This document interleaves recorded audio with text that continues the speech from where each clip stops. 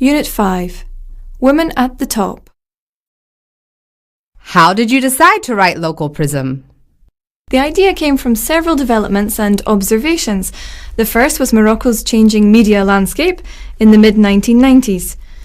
Before I left for the United States to start my PhD, I noticed new press freedom in Morocco. There seemed to be a new era of journalism, resulting in new Moroccan women's publications addressing topics with freedom and audacity.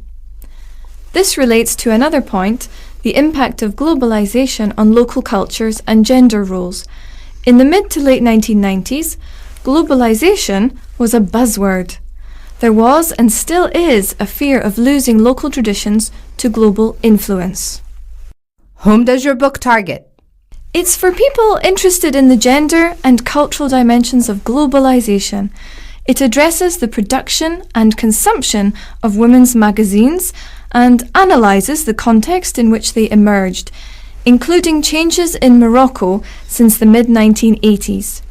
The book explains the evolution of Morocco women's journalism and compares women's magazines.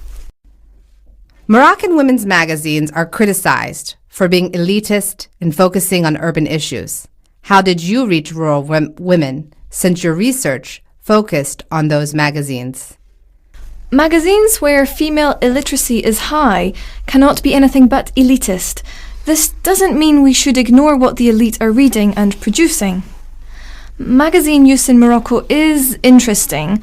While illiteracy prevents many women from reading the magazines, they still look at the images.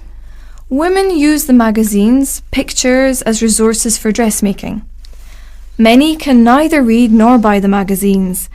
Instead, they borrow copies and have friends explain the stories. You've noticed a gender dimension in Moroccan poverty. What is it? Poverty is experienced differently by both sexes. It is not just about income. Poverty has multi-dimensional levels.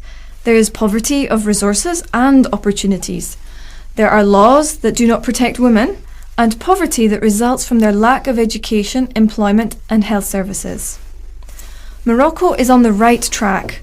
For example, Morocco's Mudwana, girls' education, and training programs are laudable. Women's increased political participation is putting women's issues on the national agenda. But the challenge is daunting.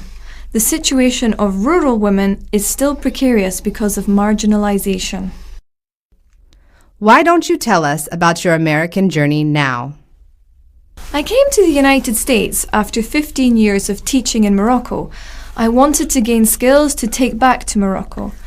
I did my PhD at Pennsylvania State University, where I met my husband. I then returned to teaching in Morocco because my Fulbright scholarship required I serve my country for 2 years.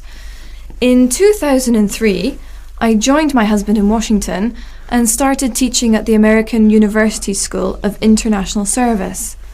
I now have 2-year-old twin boys, Adam and Zachary.